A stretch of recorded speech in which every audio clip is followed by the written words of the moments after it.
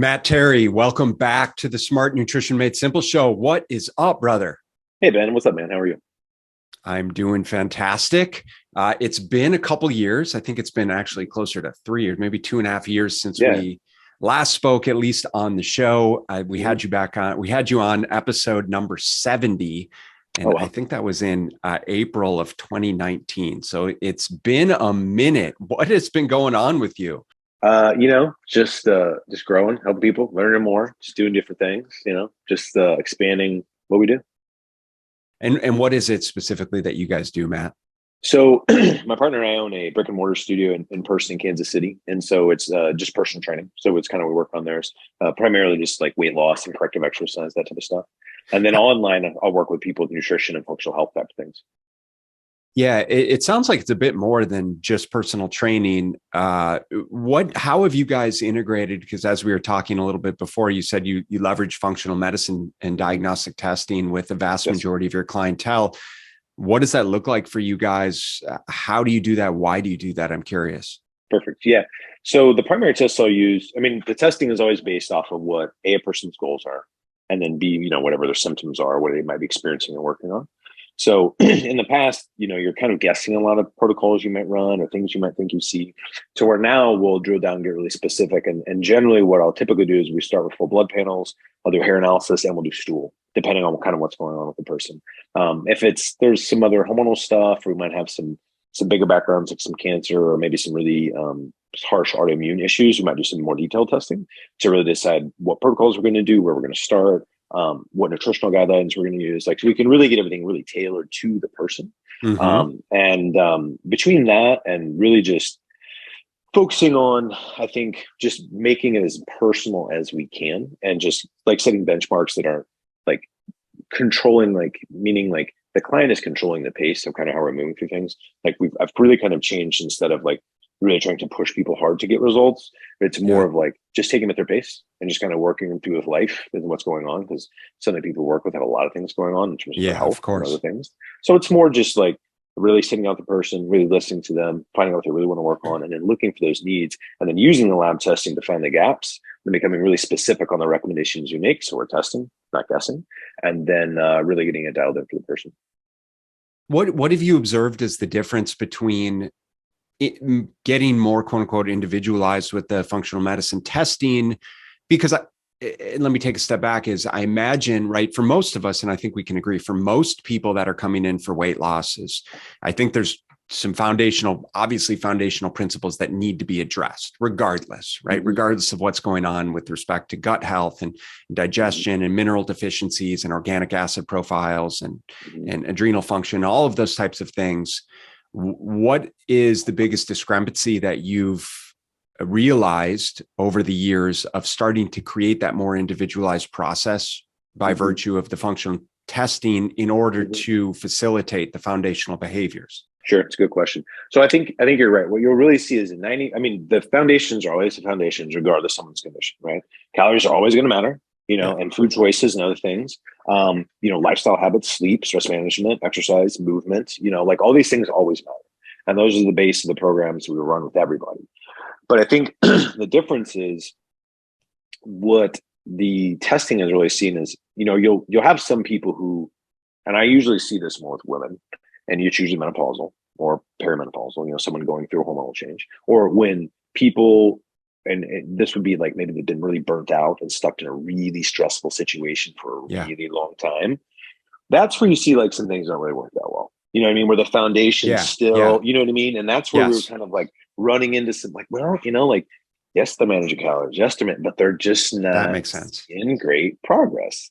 And then, well, when you dig into it, like you're talking about menopause and perimenopause, we're going through the change, like as progesterone hormones drop, like, so does sleep suffer. When all of a sudden, like things don't really kind of work like they did, and they're not working as fast as they did. And then, we were trying to get really detailed. And in the past, really till we started really digging into this, I think a lot of people think, well, I'm not seeing progress because it's my hormones. 95% of the time, you're just really eating too much Mm, and your lifestyle is poor and you're not right. doing the right thing. That's really what it is. And even for people who do have some hormonal problems and are stuck in these burnout situations and do have some, what we'd call HV axis dysfunction instead of adrenal fatigue, and they have a lot of these problems, like Well, in those situations, yeah, that's where the lab testing can really show them, especially like, here's your numbers. This is not subjective. We're not guessing on this. This isn't something that we're just like, pseudoscience pulling out of here. This is what's going on. For Yep. example, if you see someone who's like has issues with skin issues and we've got all these histamine problems and we're talking about making these food changes and like, well, is gluten really a problem? And then I run a wheat zoomer, or I run I run a full gut profile. I'm like, it is a huge problem. And here's Right. all the data that's showing this. So then I think with that, as you're really being able to get really detailed and they see the data, then it's like, oh, okay, well, maybe that is a problem for me. I should make these changes. And then by doing that, I think being really detailed and getting good laboratory data, then it gives them like visual proof of like, oh, this is a problem for me and I should make these changes. Or Right. yeah, my hormones. Well, like I had a client, for example, and she was saying that she'd come to me and her goal was only was like 15 pounds and she'd lost a lot of weight on her own. She's like, it's got to be my hormones. It's got to be my thyroid. It's got to be this. And I said, send me your food log. And I said, give me one Monday through Sunday, not the best days of your life. I need to see what you're actually doing. Send me your actual log. She's a 138-pound person. She's 3,500 calories on Saturday and Sunday. I'm like, you don't have hormone problems. You eat too much. And once we kind of educated her on that, like she went all the way down to 124 pounds with no problems. Right. So in the past, we might be like, well, maybe it is hormones, It's like, no, you eat too much. And once we can really get down to the basics, people see a lot of good progress. But then if we do have some of those issues that we're like, well, we need to look under the hood and see kind of what's going on, then we can have data and we can support it better. But the basics are still the basics, and they're still going to matter for everyone, regardless of your condition. Yeah, no, I can appreciate that. And I imagine that really does come into handy when you are working with, per se, like the perimenopausal, postmenopausal female who's doing all of the quote unquote right things, right? They're moving enough and they're strength training and they're eating in a proposed calorie deficit and like nothing's moving. And what's going on? Is it hormones or is there some level of gut dysfunction going on that's contributing to inflammation or whatever? Right. 100%. So that makes a lot of sense. And that's pretty cool how you've been able to integrate that into your business. The last conversation we had was really, really interesting because you had kind of made this massive shift in your life from, and you guys need, if you're listening to this right now and you haven't listened to episode number 70 with Matt, you need to go back and you need to just stop this, go back, listen to episode number 70, because it was an awesome episode, packed full of knowledge bombs and clinical pearls. But, some of the things that we had talked about was your previous cancer diagnosis, how you went straight vegan. And at the current time of that episode, you're vegan. So I'd love to know like where you're at now, a couple of years later in terms of that stuff. And kind of, well, let's start there. I mean, you had a cancer diagnosis and then you went vegan and we had a great conversation around that. So where are you now? So it's a really good question. So 7 years ago, and it was after my last bodybuilding show, and my appendix ruptured based off a failed ketogenic diet experiment. And that's when they found I had a tumor in my kidney. It was about 3.5 millimeters, the size, or I'm sorry, 3.5 centimeters on the size of my kidney. And then I had one in my hip. And I have one on my thyroid. The thyroid and the hip are believed to be benign. The kidney is believed to be malignant. So as I dug in the research on that, I was like, well, if mTOR is controlled by certain amino acids, if I lower these amino acids, then I could lower growth. So then what I did is I did not have surgery. I did not have any treatment. I still have my tumors. I kept them on purpose because I wanted to see if what I was doing was working. And I also wanted to see, if it was surgically resected, I wouldn't know if what I was doing was working and I didn't want to worry about a recurrence. So I chose a specific route. So I get annual scans. I'll run my own labs. I do everything. And then I record it and I track it. So for like years, I was like, when I first started, I was straight vegan. And I was raw vegan for like 2 years. And then I was a fruitarian for about 8 months. And then I tested all these different dietary styles, and then I would go in and have a scan done and say, well, what happened here? And then I got into more research in terms of, okay, well, where I'm at now is I'm still largely plant-based, probably 90%, but I do eat animal products. Right? And I just largely got tired because I realized more importantly, like a certain amount of protein is really important for both my goals and longevity. I don't need as much as you really think we used to have. So I have lowered my protein intake. And really what I do is if you look at the studies on protein quality, they really assume that 50% of your daily protein only comes from animals. The other 50% is just kind of what made up in your diet. So I was like, okay, well, I'll mimic that with my diet. So half of my protein is animal. The other half is just what comes over in my food. And then from there, as I kind of redid my labs and kind of reintroduced more animal products to test that lab, then I would go and have scans, see, well, do I have any changes? I just never had any changes negatively. So I was like, okay, so I kind of used the scans in addition to my labs to see how it would change what I was doing. And then I actually found some really cool research on off-label drugs and different therapies that you can do to control mTOR, to control growth pathways, and to control free fatty acid synthesis, and some other things that tumors would soak up. In my research, I found like they don't just use glucose; they'll use glucose, they'll use protein, or they use fat. And each kind of tumor or cancer has what's called a metabolic phenotype, and it will primarily use different ones for different things. So, for example, mine's kidney. The primary metabolic phenotype for kidney is glucose and fat. So what I really did is I kind of kept my diet equal in both of those, and then I take some off-label drugs like metformin, doxycycline. Yeah, I rotate a statin from time to time because it does help block a lot of various pathways. And then I'll rotate in something called mebenzenol. So I kind of rotate in these different drugs, and I did for quite a while to kind of slow the growth and see what was happening. And then luckily, everything has panned out, and it's there, but it's slightly smaller. And that's kind of my new lifestyle now. Is it's more of a, if you were like a true bodybuilder, clean lifestyle, where I don't drink, I've never smoked, but I just eat well. I train, I focus on sleeping, I focus on moving, take a few supplements, I constantly monitor my labs, but I really more focused on the emotional side of it, managing stress, because I think that was really the bigger contributor to anything than anything else was. Yeah. And that's really where I've been focusing on a lot recently.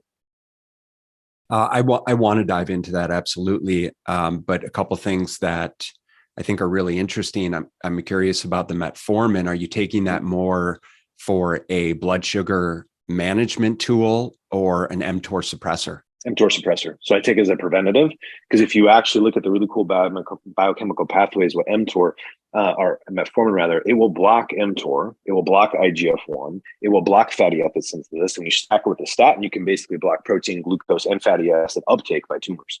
And if you look at the research on that, where they really found this is if you stack a certain type of statin, because you have to have lipophilic basis statin, there's hydrophilic based statins, right? So water loving and fat loving. The lipophilic based statins, which the one I take is atorvastatin.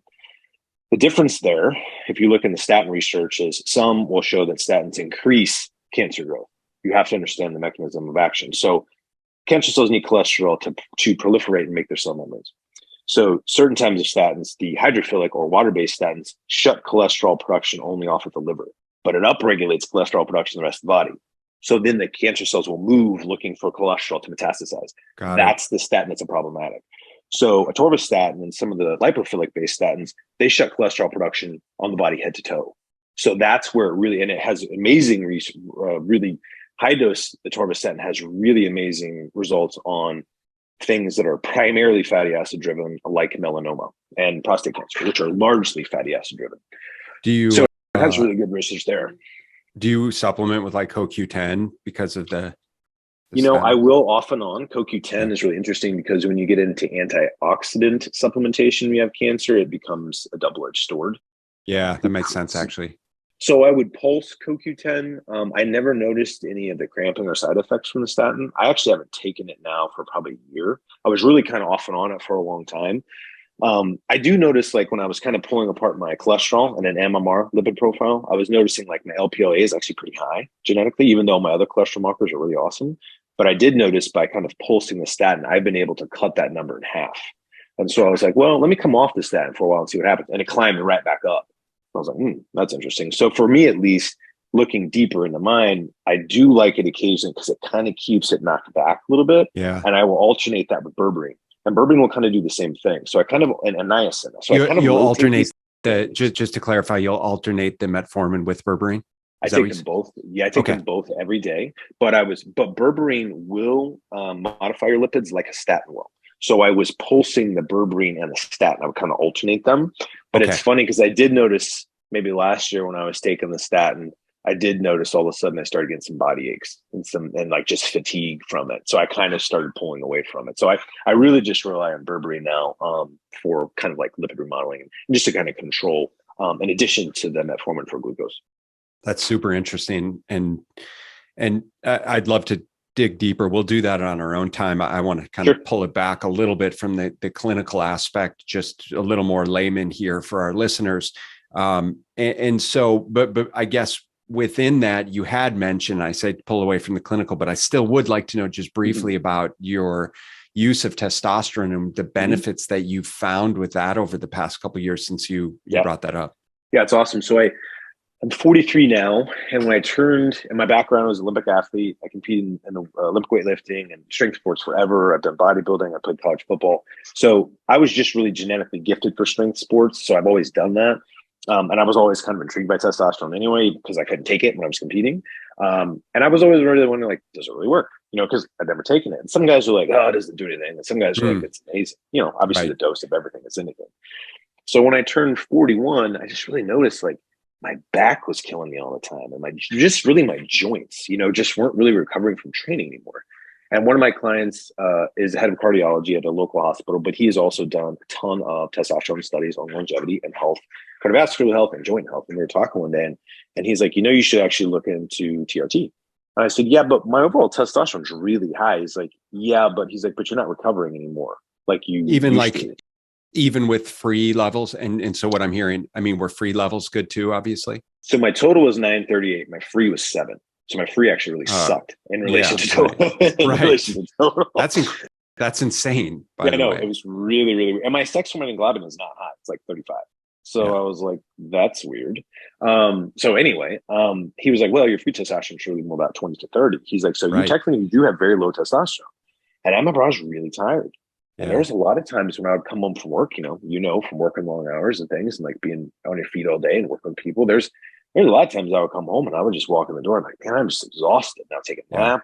And on the weekends, I would sleep all the time. And I was still sleeping and still training throughout the week. But I was just like, I noticed we'd bought a rental property. And every weekend in that beginning of that year when I started, we were driving down there every weekend to pick this place up. Why squat every Friday? So every Friday I was driving down there in my truck. My back was killing me. And I noticed progressively as we went down there, and once I started TRT, and the longer I was on it, my back stopped hurting. And all of a sudden I was like, I wasn't turning the heated seat on my truck. I wasn't like trying to ice my back on the drive. I wasn't getting out like in a ton of pain. And I was like, and then for years, even since I competed as an Olympic lifter like 25 years ago, this wrist has just been destroyed. And it's always very painful. And that doesn't hurt at all. And I was like, well, that's pretty fascinating. So I noticed I noticed just joint health. And then I was so tired. I was taking so much caffeine. I was just up to probably 1,000 milligrams of caffeine because I get up at 4. You work with people all day, and then I was like, damn, this is not good. So when I first started TRT, I got so much energy from it. I immediately found like this caffeine is insanely too high. So now I probably only use like 75 milligrams of caffeine a day max. A couple glasses of tea, that's about it. So I noticed for me, like way better well-being, way better joint health, way better energy. And I also really noticed like mentally, my focus was unbelievably sharper and my recall was insane. And I could speed read again. I could retain it, even if I was being like multitasking and sidetrack. I mean, it was a game changer. What do you think was, sorry to interrupt. What do you think was contributing to, because you had clearly been in the position of your life, like you created a lot of change, right? I mean, you changed your diet. You obviously changed your training routine. You were more mindful. You were doing meditation. You were managing stress. You prioritized the important things in your life. And yet, it didn't seem like those hormones were changing. What do you attribute that to? I don't know. And I think that's really interesting is tracking my blood work constantly and changing between dietary patterns. I thought this was interesting. When I was vegan, my total testosterone was lower. It was about 500, but my free testosterone was about 55, which was weird. And then when I went back and every time I go back to eating meat, my total will go up and my free sinks every time. So because my sex hormone and globulin wasn't changing, and I don't eat dairy products at all. So I was like, well, it's not from estrogen. My estrogen is very low, especially in relation to my total testosterone. My total testosterone now is probably 1,600. My estradiol is like 34. I mean, it's never high. And even when I started on testosterone, like I don't aromatase at all. When I first started, my testosterone was 30, or my estrogen was 33. Now it's 34. Like it just doesn't change. So I don't aromatize at all. And I think just the combination of working with a ton of gut health issues and other issues, I've fixed some of the aromatase issues, but I still don't know why the free was that low. Other than, I don't know. Well, I mean, I think there's something to be said about just modern day living. Sure. I mean, just like, again, 4 a.m., working 12, 14-hour days, working hard, training hard, all of the stressors from youth, being in front of lights all day, environmental toxicity, air, water. I don't know. I mean, I think it's relevant. Yeah. And if you've listened to Andrew Huberman at all, he talks about his journey with testosterone, and he was essentially identical to me. He was 41. His free was over 900, or sorry, his total was over 900. His free sucked. And he started on testosterone, did a very low dose. I take 140 milligrams a week. I take a very low dose. You go sub Q? No, I started sub Q. So I actually do shoulders. So I do intramuscular. Okay. There's some interesting stuff on that. So I did see some stuff from the sub Q, and they kind of claim you get like a 40% lower hematocrit rate, even though like when you tease out that math, it does not add up. So I don't know how they got that in that study. They do a lot of sub Q and gender transformations, like especially when you're going to like female to male, they're trying to get the more male characteristics. So it does work. But I moved to intramuscular because I noticed sub Q sometimes you'll get nodules from the oil when you inject it in the skin, and I didn't care for that. And sometimes when you inject in the fat tissue there, it gets kind of puffy. So it just kind of makes you get like these little like kind of puffy marks. But I noticed when I would do it in intramuscularly, like never had a problem. I felt good. The thing I actually played with I thought was interesting is I actually inject really frequently. So I do low dose every day. Yeah, I was going to ask about that. Yeah. And I like that a lot. I like that. If I do, like I usually do about 20 milligrams every day. And what I've noticed on that is I'm never tired, and every day I feel awesome. When I tried to do the bigger bolus doses farther apart, what I would notice is I get these good days, and then I would immediately feel like crap the next 2 or 3 days until I injected, even if it's only 2 or 3 days apart. So for me, I've noticed more frequently, I feel much better. Very interesting. It seems, from what I understand, and I don't, I don't know that much about it. So to be fair, but from what I understand, it does seem to be very, very individualized in terms of dosing frequency, obviously amount, site, all that good stuff. So and anyway, I also don't take anything like, I don't take any aromatase inhibitor or anything. Yeah, I only take testosterone. Well, we know. I mean, I think we're any physician that's somewhat progressive now is understanding the cardioprotective nature of estrogen and not wanting to suppress that. Oh yeah, and even some of the cardio problems that the AIs, even microdosing AIs, will show. They're starting to see micro blisters in the vascular system from AI use, even if you use very low doses. And I also know guys that I would work with, pro athletes, sometimes other people who are on very large doses of testosterone and PEDs. And when they would go on aromatase inhibitors, their personality would unbelievably change. They get anxious. They had brain fog. Their libido tanked. Their joints would hurt, and they would have a lot of mood stability problems. And it's from the AI. And so with that, even when I work with guys, I'm like, even on estrogen, like there's other ways we can lower it versus crashing it through the floor artificially. And so that can be a problem for some people for sure. Yeah, I appreciate you sharing that. So, so let's kind of progress into how have you kind of been working with people over the years? You mentioned that you started working more and more with morbidly obese clients. What was the impetus for that, and what does that look like for you guys? Well, I think when I was young, I was morbidly obese, so I understand that mindset. Tons of eating disorders. I had bulimia for a long time. When I was a weight class athlete, I had bulimia. And then really just orthorexia for a really long time. And understanding, that faulty mindset of the cleaner you eat, if you're not eating clean, that's why you're fat. That's totally. That's why you're fat. Carbs make you fat. Sugar makes you fat. Anything makes you fat, which is horseshit. And so once that drives eating behavior, that drives eating disorders, right? And that drives the misconception that I have to be perfect on my diet and that calories don't count. And just it drives a lot of really emotions, because what people don't get is, especially when you're really overweight, your food is your coping mechanism, and your food is what makes you happy. And when you pull those coping mechanisms away from people, they struggle fast. And so what I've recently shifted with, and usually my biggest clients now are 600 pounds. The largest couple I work with is 1,000 pounds between them. And so I work with those people because I know what it's like to have addictive issues with food and think about it 24/7 and always think about food and struggle with it. And so I have a lot of compassion for that, but I also know how to work with those people and those big changes, right? Like you're going to pull 200 pounds off someone, that's going to take a couple years.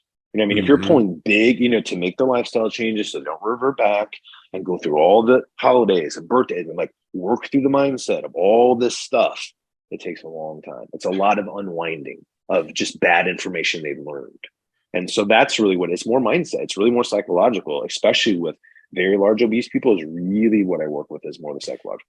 So it's, you basically just watch The Biggest Loser on repeat and you copy all of the shit that Yeah, they do on yeah, there, right? exactly, exactly. I mean, that's Totally, pretty much all you need to know. totally, exactly. Yeah, we beat the shit out of them. We starve the crap out of them. Yeah, all that stuff. Yeah, totally. Oh, brutal. So what are like some of the biggest needle movers that we wouldn't invariably think, because obviously we want people to move more, we want them to find ways to eat less, but obviously it's so much psychological. So like, what are the biggest things that you start with people that might be helpful for our listeners? Yeah, I think it's a great question. I don't change food choices at all in the beginning, at all.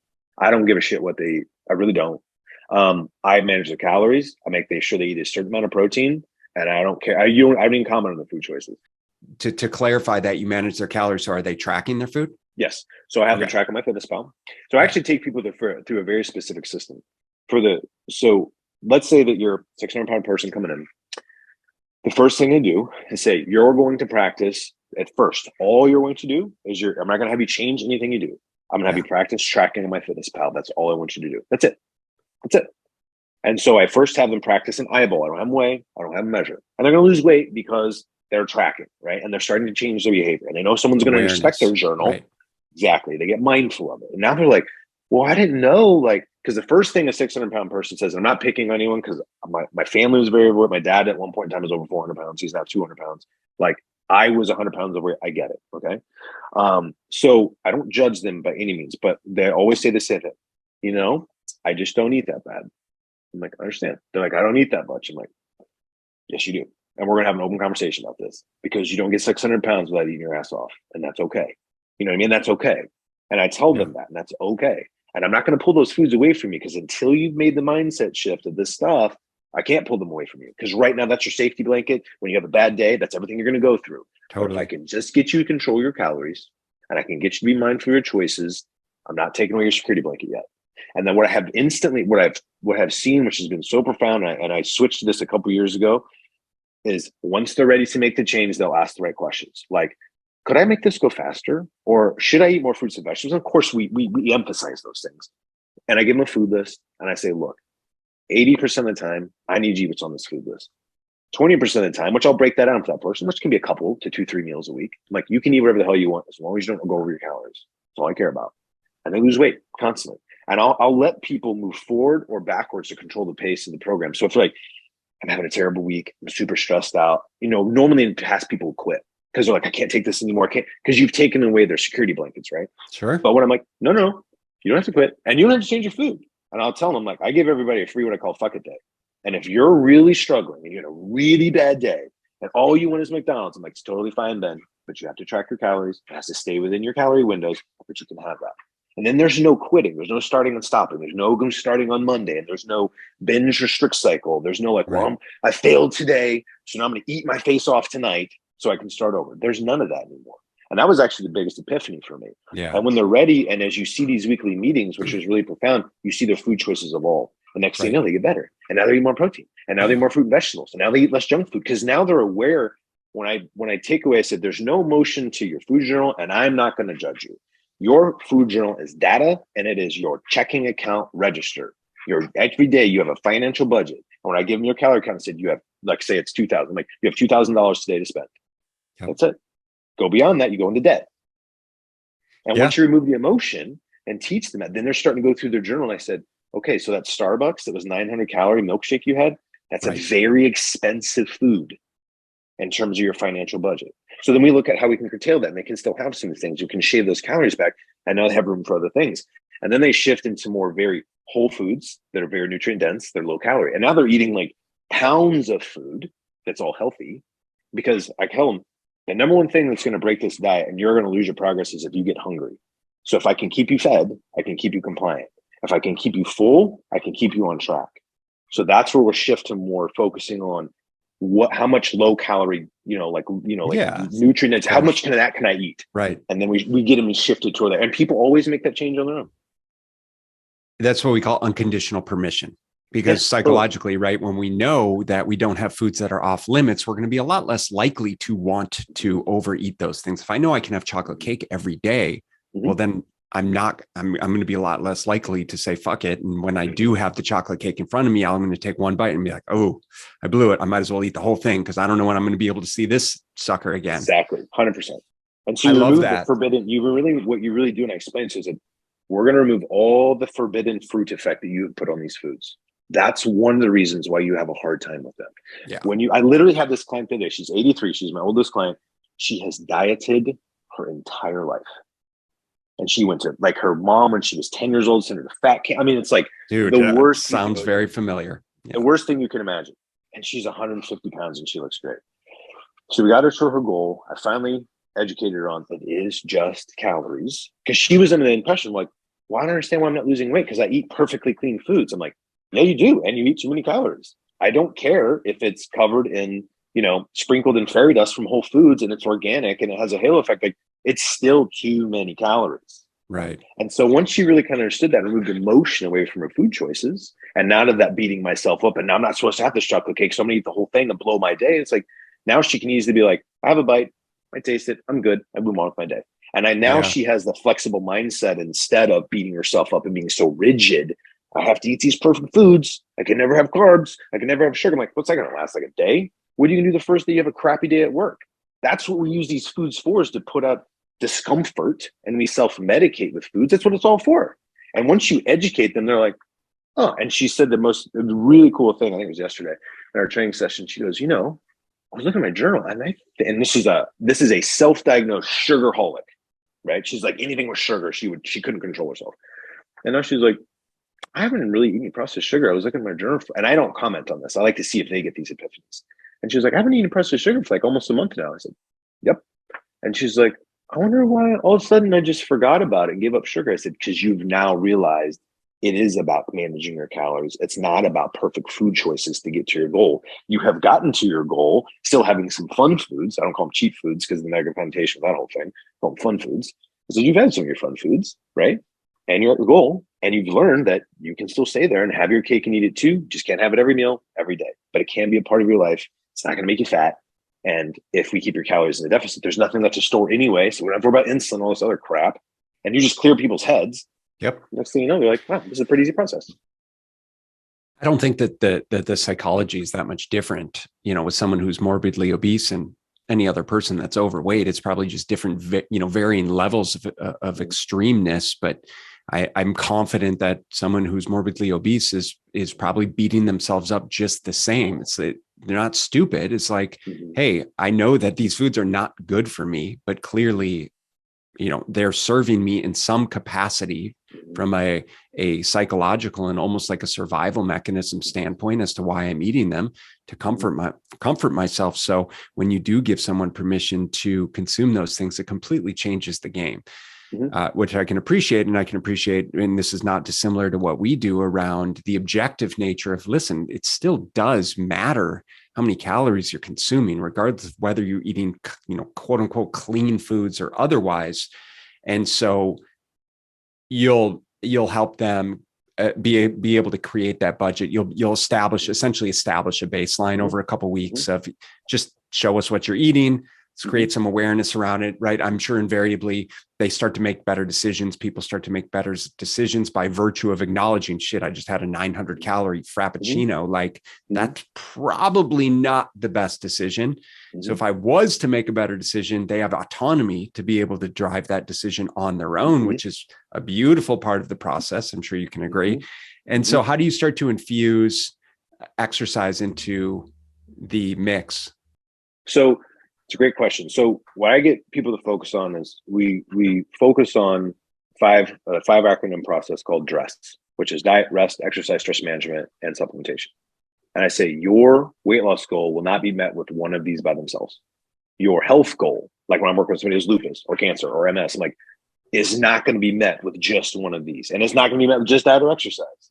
And I can say, I can prove it because I did everything right and I still got cancer. I was an Olympic athlete. I've tracked my calories for 30 years. I've eaten clean most of my entire life, and I still got it. Okay. So there's other things that I was doing under the surface creating problems, like my attitude, my anger, like not prioritizing sleep, overtraining, taking way too much caffeine, being very rigid with my diet, which always created a stress, which really struggled with me emotionally and my binge eating behavior and those, which I would sometimes then take out on alcohol. When you understand the reward cascade that people do for dopamine, they're going to go to food, sex, money, alcohol, or drugs. And when you take one away, they're going to move to the next one. And when you take one away, they'll move to the next one. This is why you take someone who has bypass surgery or stomach surgery, they'll become an alcoholic or a smoker pretty quick, because they've got to shift that obsessive behavior into something else. And they're going to find exercise. And then you get these people who are like, I ran 17 miles today and I exercised and I did. And you're like, whoa, okay, Right. too much of anything is a problem. So we just talk about the whole picture of health. And I really emphasize in the very first meeting, especially on RABs, the first thing if I get a guy who's got really low testosterone, I said, do you snore? Do you wake up with headaches? And they're like, yes. I mean, you have sleep apnea, go get a check. This is a problem. You will have a heart attack if this is not fixed. Your testosterone will never get better. You won't lose weight. You won't feel great unless this is fixed. And I see it in both sexes. And I see it a lot in people who are extremely stressed out and burnt out. They start to get sleep apnea. My wife was 104 pounds and she was very stressed in corporate America and started developing sleep apnea. And she then, after 15 years, quit her job. And last year, we've been rebuilding her health and now she's awesome. But it's the same expression. You cannot get well in the environment that got you sick. You do have to make changes. And it wasn't just a dietary change. My wife has never been vaccinated. She hasn't had an antibiotic one time in her life. She's never taken drugs. She doesn't smoke. She rarely drinks. She eats perfectly since she was a kid. And she's still got some of these issues. I'm telling you, it's way beyond diet and exercise. There's Absolutely, a whole man. component of emotional management and psychology and stress. And if you don't get a hold of that, you're never going to get better. Yeah, no, most definitely. I appreciate, I mean, it's just so relevant is looking deeper. It's so much deeper than exercise and calorie expenditure and calorie intake. It's so much deeper. And so I hope people can acknowledge that, as you really have to root down. And this is part of the lifestyle change process is sometimes the lowest barrier to entry is in fact to start tracking your calories, or just to start to create more awareness around your nutrition decisions, because it lends itself to all of those other things. Okay, well, what's my stress levels like? What's my sleep like? Well, what's my social support system like? Who am I surrounding myself with? How come I keep putting myself in these sabotaging positions, right? And on and on and on, and how it lends itself to, my coping mechanisms, right? And all of the way I deal with trauma and emotions from childhood, and right, all of those things. But it's the real deal. It's the real deal. So I think the best things that people can do, I like your acronym, DRESS acronym: diet, rest, exercise, stress, supplementation, because it all matters, but it doesn't matter if you're not taking steps to make improvement. And so I think we're in agreement that there's no one right way to start to make change. You just have to start somewhere, and it's going to be different for everyone. So whatever's like the low hanging fruit for you, I feel like I can just start walking on a daily basis. I can start tracking my calories. I can start strength training. I can stop hanging around with people that aren't serving me in my decisions.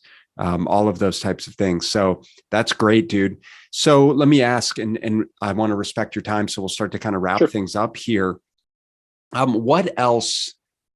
I know we had discussed, actually, you know what will be fun? I'd love to know from you, like, what's driving you crazy about, like, what's perturbing you about our industry right now with respect to like nutrition and exercise, the fact that we're still having conversations around keto, carnivore now, like Liver King, what's up with that stuff? Yeah. So we could probably go on all day. Yeah, that could be a week-long conversation, but I think, and I've been thinking about this, and the way I've tried to explain it is, a lot of people will just give snippets of either a fact or a piece of information, but they don't finish the conversation. So, for example, insulin makes you fat. How does insulin by itself make you fat? I have rail thin type 1 diabetics who inject 50 units a day, and they're still rail thin. So if they're injecting insulin, why aren't they fat? So just some of these things that don't die, that then keep getting the verbiage just keeps getting respun into popular culture. And then you have people regurgitate it online, because social media gives everybody a voice, and unfortunately, most people should not be talking. Regardless of what the fucking topic is, it drives me insane. It could be politics, it could be, it's anything. You have a majority of uneducated people talking about things. And unfortunately, in our world, people can get hurt and people can die. And I'll give you a great example. When I did keto 7 years ago, the only reason I did it is because a lot of my clients were like, I gotta do keto. I'm like, It's not the magic bullet you think it is. And I will do it and I will track all of my labs and you can see what will happen before I let you do it. And what would happen in the first 6 weeks, my cholesterol went from 150 to it was almost 400 in the first 3 weeks. My liver enzymes went up past 70. I started getting tons of gallbladder pain and liver pain, and I did not do well. And my stools turned about as pale as they can be, which means now you've got a jam gallbladder, now you get bile salts out. I had tons of digestive issues. I was incredibly dehydrated, which is what's going to happen when you go low carb because you're going to dump all your electrolytes. And then I ended up in the emergency room and my appendix had ruptured. I got sepsis. I almost died. And I almost lost my gallbladder. And I had struggled with digestive issues for 2 years after that surgery and after that, because they put me on a week-long antibiotic. And as I dug through all this and became vegan, you see then all the chinks in the paleo movement, right? When you actually start looking at research for other things, you actually start to see where other people are wrong, what they keep us. And then even the same thing in the vegan world. Well, broccoli has more protein than steak. I'm like, if you eat 17 pounds of it, but no one's going to eat that, that's ridiculous. Like, that's stupid. So you get, like I said, these little pieces of conversation get spun out there that people don't really understand. They don't finish explaining. That's probably my biggest frustration. So what about carnivore?